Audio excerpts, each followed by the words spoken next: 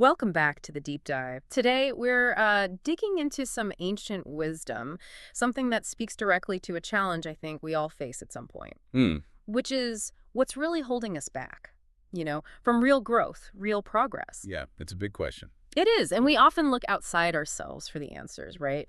External pressures, circumstances. Those are natural. But today, we're exploring the idea that sometimes the biggest hurdles, the really tough ones, they aren't out there. They're rooted deep inside our own mind. Exactly. And that's where our source comes in. Right. We're drawing from a text called the Cetokhīlasuttaṃ. It translates roughly as the Sutta on Mental Stakes. Hmm. From the Buddhist canon. Yeah, apparently a discourse given by the Buddha himself way back in Savatthi. At Jetavana, yeah. Anathapatika's park. And what's fascinating, what really grabbed me, is how this text pinpoints these very specific mental states. It calls them barriers to spiritual flourishing. Right, that's the term it uses. But you don't have to be on a specifically spiritual path necessarily. The insights seem incredibly relevant for, honestly, any kind of deep personal development you might be trying to undertake. Oh, absolutely. The principles are universal. So our mission, if you like, for this deep dive is to really unpack these obstacles. Okay. The sutta groups them into two main categories, which is helpful. There are the 5 mental stakes. Cetokhīlā in Pali, right? That's the term, yes. Yeah. Cetokhīlā. And then the 5 mental bonds, or cetaso vinibandhā. Bonds. Okay, stakes and bonds. And we're going to explore what they actually are, why they get in the way, and importantly, what happens when you manage to overcome them. It's kind of a shortcut to understand some pretty profound ideas. Great.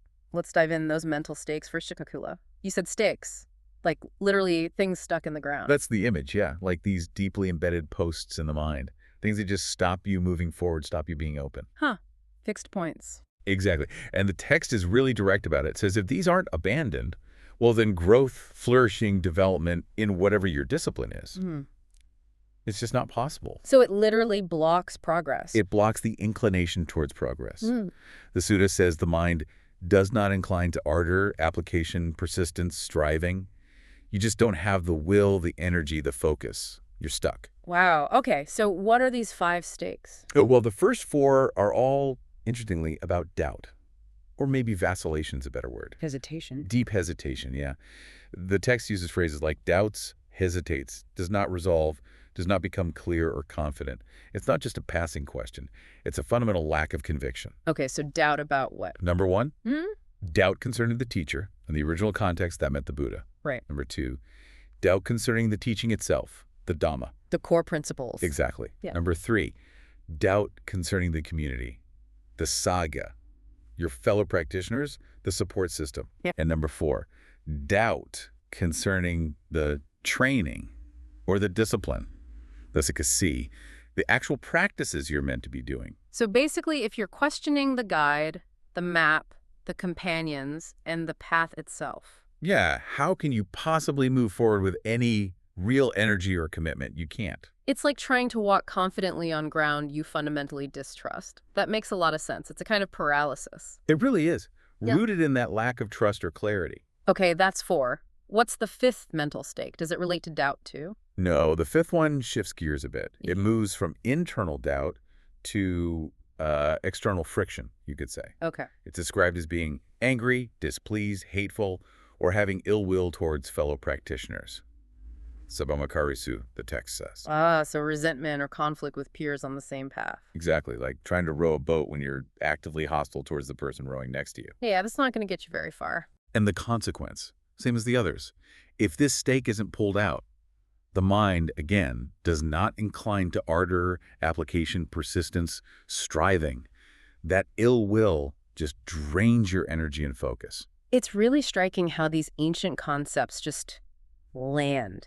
Even today, you think about modern life, right? That doubt in a mentor, or maybe in the value of the company you work for, or the team you're on. Or even just a personal discipline, like you said earlier. Trying to learn an instrument, but constantly thinking, is this the right method? Am I even capable? Exactly. It totally kills your momentum. Right. And that 5th one, the resentment towards colleagues or peers, we see that everywhere. Yeah. It poisons the well. It really does. It stifles your own enthusiasm, makes you hold back your best effort. It just creates this heavy, stagnant atmosphere. Definitely. So those are the stakes, the things that pin you down. Okay. Now, what about the mental bonds, the cetaso vinibandhā? How are they different? If the stakes fix you in place, the bonds, well, they tie you down. They restrict your freedom of movement, your ability to develop. Like ropes or fetters. Exactly like fetters. And again, the Suta's message is the same. If these bonds aren't cut, growth and flourishing are impossible. Same outcome. So another set of progress blockers. What are these 5 bonds? The first 3 are all about attachment. Really intense attachment, or what the text often translates as lust. Okay. It uses some vivid language. Not free from passion, not without desire, not without affection, not without thirst, not without feverishness, not without craving. It's this powerful, clinging quality. Doesn't sound like just mild preference. No, it's much stronger. So the first bond is this kind of attachment or lust for sensual pleasures kind. Not just enjoying things, but being bound by the craving for them. Right, the constant seeking. Second is attachment or lust for the body kai, clinging to our physical form, its sensations, or maybe identifying too strongly with it. Vanity, maybe? Or just fear of aging, sickness? Could be part of it, yeah. Yeah. And third is attachment or lust for forms or material things, rupe, possessions, status symbols, that sort of thing. Okay, so sensual pleasures, the body, and material stuff, those feel very contemporary. Don't they, Jess? Think about our modern world. The constant pull towards instant gratification, online shopping, social media validation. Yeah, the next dopamine hit. It's that craving. It really does tie the mind down, pulls our attention constantly away from anything deeper. Okay, so those are the first 3 bonds. What's number 4? The fourth one is interesting. It's about indulgence in comfort, but specifically linked to overeating. Oh. The text says, having eaten one's fill, stuffing oneself, udaravadehaka buddhijitva, and then indulging in the comforts of sleep, lying down, and drowsiness. Ah, the food coma leading to lethargy. Pretty much. But probably more than just the occasional big meal. It points towards a lifestyle where physical ease and, frankly, laziness consistently win out over effort or discipline, making comfort king. I think many of us can probably relate to that temptation, at least. For sure. It's a comfortable bond, but a bond nonetheless. And the 5th, the final bond. This one's quite subtle, I think. It's about practicing the path, the brahmacharya, the holy life, but doing it with a specific kind of self-serving goal in mind. Like what? Specifically, the text mentions doing it with the intention of being reborn in a particular heaven or becoming a certain type of god or powerful deity. Ah, so aiming for a kind of cosmic status upgrade. You could put it that way. It's about aspiring for personal gain, even a refined spiritual-sounding gain, rather than aiming for genuine liberation or transformation for its own sake, doing the right things for the wrong, ultimately self-centered reasons. That's really insightful. It's not about the actions, but the motivation behind them. Precisely. And for all 5 bonds, sensual craving, body attachment, material lust, overindulgence, and selfish aspiration, the result is the same as the stakes, if they're not cut. Let me guess. The mind does not incline to ardor, application, persistent striving. You got it. Stagnation again. It really is amazing how clearly this ancient text identifies things that still trap us. You just look around our modern attachments, right? Instant gratification, needing the latest phone. Materialist. Or just binge-watching everything, endless entertainment, that comfort trap. The 4th bond, essentially. And even the 5th one. Maybe not hoping to become a god, but striving for recognition, status, followers, doing the inner work, but maybe more for the external rewards than the internal shift. It maps so well, doesn't it? These are our modern mental bonds. They tie us down, keep us from really going deep, from reaching what we could be. Okay, so we've got these 10 obstacles, 5 stakes, 5 bonds, and the consistent theme is they stop us cold. They prevent that inclination towards effort. Exactly. But crucially, the Sutta doesn't just diagnose the problem. It also describes what happens when you do manage to deal with these things. The flip side. Flip side. When the 5 mental stakes are abandoned pahina, the text says, and the 5 mental bonds are utterly cut off, susamachina. Utterly cut off. That sounds decisive. It is. Then the Sutta says it is possible to achieve growth, flourishing, full development. The path actually opens up. So removing the blocks allows the energy to flow. Precisely. The mind that was stuck or tied down or pulled in 50 directions by cravings, it changes. When these 10 are overcome, the mind does incline to ardor, application, persistence, and striving. It becomes ready, empowered. Yes. ready for deep work, ready for realization. It's shed the baggage. And what's the potential outcome then, according to the sutta? The potential is huge. The individual is described as capable of breaking through, capable of awakening, capable of attaining supreme security from bondage. Vinibandhā, sambodhaya, anuttara yoga kamasa tagamaya. Yeah. Breakthrough, awakening, ultimate freedom. Wow, that's quite the transformation. It is, and the sutta gives this wonderful analogy to explain it. Oh, yeah. It talks about a hen with, say, 8, 10, or 12 eggs. If she incubates them properly, sits on them consistently, keeps them warm, turns them. Does all the right hen things. Exactly. Sama adisayatani, sama parasaritani, sama paripavitani, properly sat on, properly warmed, properly cared for.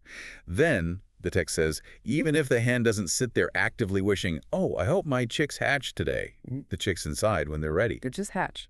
They're inherently capable of breaking through the shell themselves with their own beaks or claws and emerging safely. Sotina abhinibhijyanti.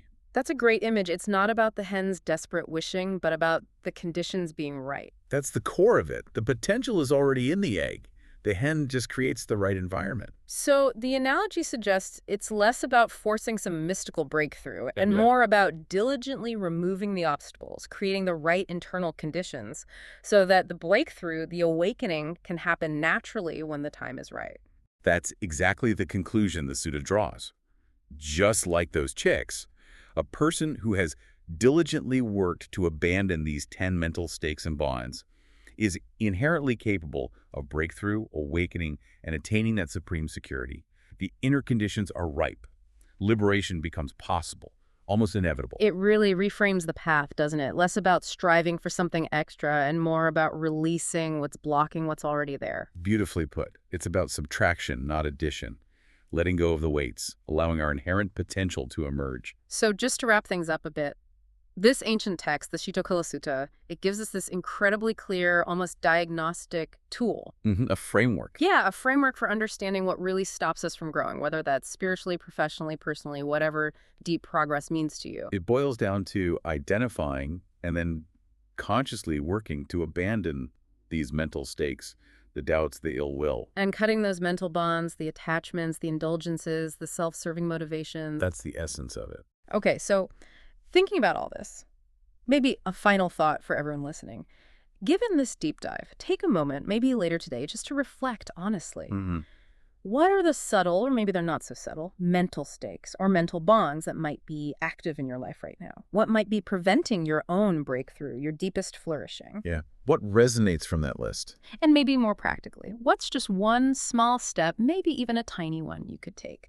Something to just begin loosening their grip, to, help your own inner chick, like in the analogy, get a little bit closer to breaking through. Yeah.